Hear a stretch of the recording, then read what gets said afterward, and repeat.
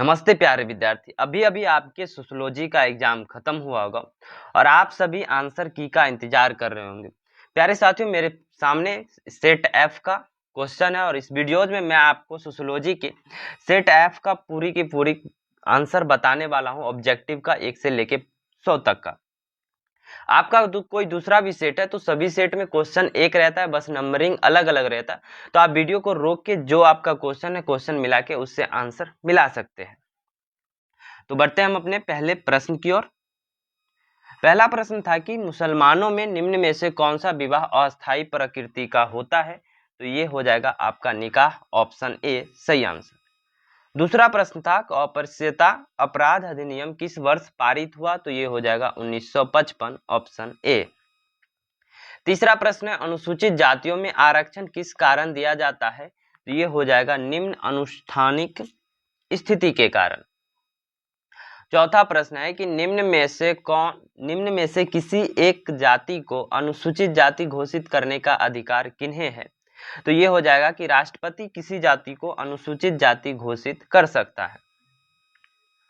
पांचवा प्रश्न, किस वर्ष बाल आश्रम पर एक राष्ट्रीय नीति बनाई गई थी? पांचवा प्रश्न है कि किस वर्ष बाल आश्रम पर एक राष्ट्रीय नीति बनाई गई थी? तो ये हो जाएगा आपका 1987, ऑप्शन ए। निम्न में से कौन सा अर्जित पद नहीं है? तो ये हो जाएगा ब्राह्मण। सातवां प्रश्न, भारत में निम्न में से कौन अनुसूचित जाति नहीं है? तो ये बढ़ई अनुसूचित जाति नहीं है। 8 नंबर प्रश्न है कि भारत में कौन सबसे छोटा अल्पसंख्यक समूह है? तो 8 का सी हो जाएगा, जैन धर्म बहुत ही अल्पसंख्यक समूह है। 9 नंबर प्रश्न है कि सोशल चेंज नामक पुस्तक किसके द्वारा लिखी गई थी? तो ये हो जाएगा ऑगबर्न के द्वारा लिखा गया। 10 नंबर प्रश्न है कि आजकल विज्ञापन का प्रमुख स्रोत क्या है? तो ये हो जाएगा बी, इंटरनेट विज्ञापन का एक प्रमुख स्रोत है। 11 नंबर प्रश्न है कि मुसलमानों में विवाह विच्छेद के कितने प्रकार हैं? तो ये हो जाएगा 6 प्रकार हैं। आप बताइएगा कि आपका अभी तक में कितना आंसर हुआ है या फिर पूरे क्वेश्चन में बताना है कि आपने कितना सही किया है। ठीक है। अगला प्रश्न है कि 1932 में ऑल इंडिया हरिजन सेवक संघ की स्थापना किनके द्वारा की गई थी? तो ये हमारे महात्मा गांधी जी के द्वारा किया गया था। 13 नंबर प्रश्न है कि बाल विवाह निरोधक अधिनियम सबसे पहले कब पारित हुआ? तो ये आपका 1929 में पारित हुआ था। निम्न में से कौन अर्जित परिस्थिति का उदाहरण है? तो ये आपका हो जाएगा डॉक्टर अर्जित परिस्थिति का उदाहरण है। 15 नंबर सवाल है कि कौन सा एक प्राथमिक नातेदार नहीं है? 15 नंबर सवाल है कौन सा एक प्राथमिक नातेदार नहीं है? तो ये हो जाएगा चाचा भतीजा। 16 नंबर सवाल कहता है कि निम्न में किन्होंने धर्म का समाजशास्त्र का सिद्धांत दिया? तो ये आपको किसने दिया था? तो ये मार्क्स ने दिया था। मार्क्स नहीं, वेबर ने दिया था। 16 का सी। 17 नंबर प्रश्न है कि किस वर्ष प्रवर्तन निदेशालय की स्थापना की गई थी? तो ये आपको 1956 में किया गया था। प्रश्न है कि फ्रांसीसी क्रांति के समय फ्रांस के राजा कौन थे? तो ये लुई 16वां था। कौन था? लुई 16वां, ऑप्शन ए। 19 नंबर प्रश्न है कि निम्न में किन्होंने समूह को अंतः समूह एवं बाह्य समूह में विभाजित किया था? तो ये किसने किया था? तो समनर ने किया था। 20 नंबर प्रश्न है कि अगस्त कॉम्प्ट के अनुसार समाजशास्त्र किस विषय से सबसे नजदीक है? तो ये आपका हो जाएगा जीव विज्ञान से सबसे नजदीक है। 21 नंबर प्रश्न, निम्न में कौन सामाजिक नियंत्रण का औपचारिक साधन है? 21 नंबर प्रश्न, तो ये हो जाएगा कानून औपचारिक साधन है। आधुनिकीकरण का क्या परिणाम है? 22 नंबर प्रश्न, आधुनिकीकरण का क्या परिणाम है? तो ये हो जाएगा डी, इनमें से सभी।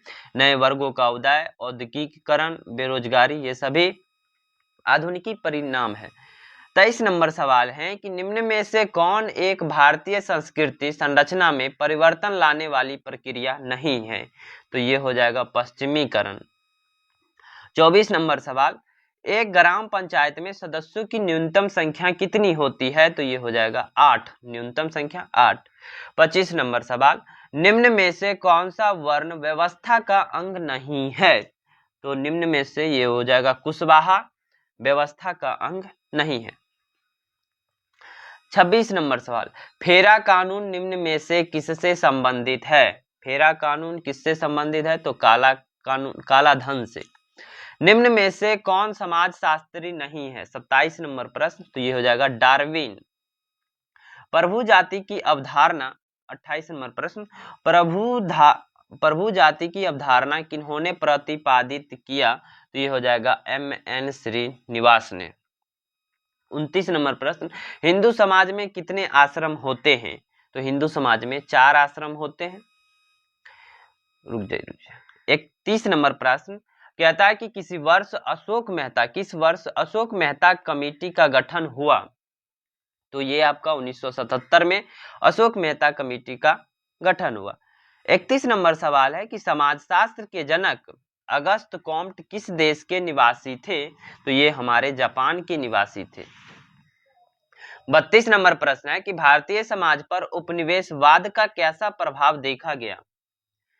तो ये हो जाएगा पूंजीवाद अर्थव्यवस्था का विकास देखा गया।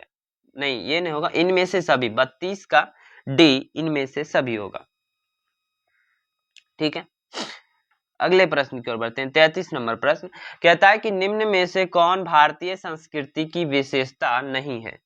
निम्न में से कौन भारतीय संस्कृति की विशेषता नहीं है? तो ये हो जाएगा व्यक्तिवादिता। 1 मिनट। 31 नंबर प्रश्न है कि समाजशास्त्र के जनक अगस्त कॉम्ट किस देश के निवासी थे? तो ये हो जाएगा आपका फ्रांस के निवासी थे। किस देश के निवासी थे? तो फ्रांस के निवासी थे। इसे आप सही कर लेंगे। ठीक है, अगला प्रश्न, हिंदू विवाह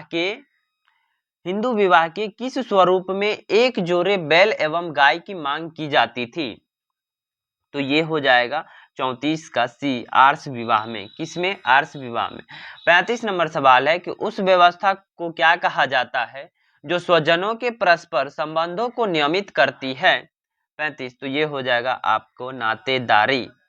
36 नंबर सवाल, सामाजिक नियंत्रण शब्द का सर्वप्रथम प्रयोग किस समाजशास्त्री ने किया था? तो ये रॉस ने किया था। 36 नंबर। 37 नंबर सवाल है कि किस वर्ष संसद के दोनों सदनों में 3 तलाक कानून पास हुआ? तो ये 2019 में 3 तलाक कानून पास होता है। 37 का सी। 38 नंबर सवाल है कि किसने सांस्कृतिकरण को प्रत्याशित समाजीकरण की प्रक्रिया कहा? किसने संस्कृतिकरण को प्रत्याशित समाजीकरण की प्रक्रिया कहा? तो ये हो जाएगा योगेंद्र सिंह ने। निम्न में से किन्होंने सामाजिक स्तरीकरण के संघर्षवादी सिद्धांतों का प्रतिपादन किया? तो किसने किया? तो ये मार्क्स ने किया था। इन्होंने जो ने लगाया वो बहुत सही लगाया आंसर। 40 नंबर प्रश्न है कि निम्न में से कौन कारक जाति व्यवस्था के परिवर्तन के लिए उत्तरदायी है? तो ये हो जाएगा इनमें से सभी, औद्योगिकीकरण, वैश्वीकरण और नगरीकरण। 41 नंबर प्रश्न है कि कार्ल मार्क्स के अनुसार वर्ग की सदस्यता निर्भर करती है। वर्ग की सदस्यता किस पे निर्भर करती है? तो उत्पादकता के साधन पर निर्भर करती है। 42 नंबर प्रश्न है कि जातीय स्तरीकरण की व्यवस्था निम्न में से किस पर आधारित है? तो ये आपका हो जाएगा चतुर्वर्ण पर आधारित है। 43 नंबर प्रश्न, निम्न में से कौन विभेदीकरण के स्वरूप को प्रदर्शित करता है, स्तरीकरण के नहीं? तो ये हो जाएंगे आपके लिंग विभेदीकरण के स्वरूप को प्रदर्शित करता है लेकिन स्तरीकरण को नहीं। 44 नंबर सवाल है कि निम्न में से कौन राज्य की मुख्य विशेषता नहीं है? निम्न में से कौन राज्य की मुख्य विशेषता नहीं है? तो ये हो जाएगा राजनीतिक व्यवस्था। 45 नंबर सवाल, history of caste in India नामक पुस्तक के लेखक कौन है? तो ये हो जाएगा S.V. केतकर। कौन है? तो S.V. केतकर। 46 नंबर सवाल है कि सांस्कृतिकरण की अवधारणा निम्न में से किससे घनिष्ठ रूप से संबंधित है? तो ये हो जाएगा संदर्भ समूह से। किससे संबंधित है? तो संदर्भ समूह से। 47 नंबर सवाल है कि किस वर्ष सर्व शिक्षा अभियान लागू किया गया? किस वर्ष सर्व शिक्षा अभियान लागू किया गया? तो ये आपको 2001 में लागू किया गया था, लेकिन यहाँ पे ऑप्शन नहीं है। तो यदि इस प्रश्न को किसी बच्चा ने नहीं किया होगा तो फिर भी उसे 1 मार्क्स एक्स्ट्रा मिल जाएगा, और जो किया होगा उन्हें भी मिलेगा। और अगला प्रश्न 48 नंबर प्रश्न है कि किस वर्ष जम्मू एवं कश्मीर राज्य को 2 केंद्र शासित राज्यों में बांटा गया? तो ये हो जाएगा आपका 48 का बी, यानी कि 2019 में बांटा गया था हमारे मोदी जी द्वारा। 49 नंबर प्रश्न है कि निम्न में से किसे मद्यपान का परिणाम नहीं कहा जा सकता है? तो 49 का बी हो जाएगा, अपराधों में कमी या मद्यपान का परिणाम नहीं है। 50 नंबर प्रश्न है किसने जाति प्रथा की उत्पत्ति के प्रजातीय दृष्टिकोण को प्रस्तुत किया? तो ये किसने किया था? तो ये रिजले ने किया था। 50 का बी। इस वीडियोज में मैं अभी तक आपको 1 से लेके 50 तक के सभी क्वेश्चंस का आंसर बताया कि कौन कौन सही है, और आप बताइएगा कमेंट करके कि यहाँ तक में आपका कितना सही हुआ है।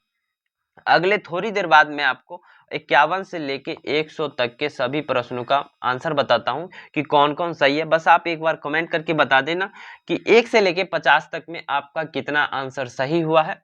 और यदि आपने चैनल पे पहली बार आया तो चैनल को सब्सक्राइब कर लेना, अपने दोस्तों तक शेयर करके वीडियो को लाइक कर देना। मिलते हैं फिर से आपसे नेक्स्ट वीडियो में। धन्यवाद।